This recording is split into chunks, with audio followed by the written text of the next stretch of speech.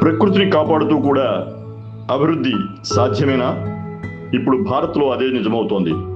చెన్నై బెంగళూరు కారిడార్లో జరుగుతున్న కొత్త మార్పులు దేశానికి ఒక కొత్త దిశను చూపిస్తున్నాయి. తమిళనాడులోని మహిమాస్థలం రిజర్వ్ ఫారెస్ట్లో ఏనుగులు, జింకలు, అడవి పందులు, గౌర్ వంటి జంతువులు సురక్షితంగా రోడ్డు దాటేందుకు ప్రత్యేక వైల్డ్ లైఫ్ ఓవర్ పాస్ నిర్మాణం ప్రతిపాదించారు.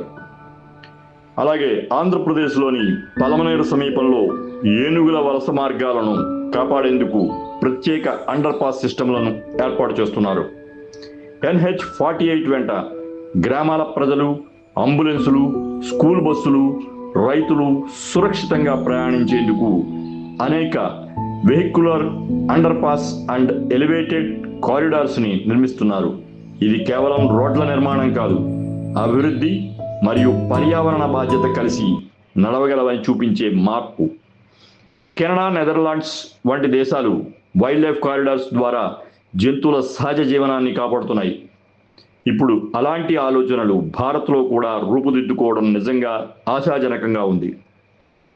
ప్రాజెక్టు విజయవంతంగా అమలైతే చెన్నై బెంగళూరు కారిడార్లో భవిష్యత్తులో పర్యావరణ సున్నిత ప్రాంతాల్లో నిర్మించే హైవేల కోసం ఒక ఆదర్శంగా నిలవచ్చు.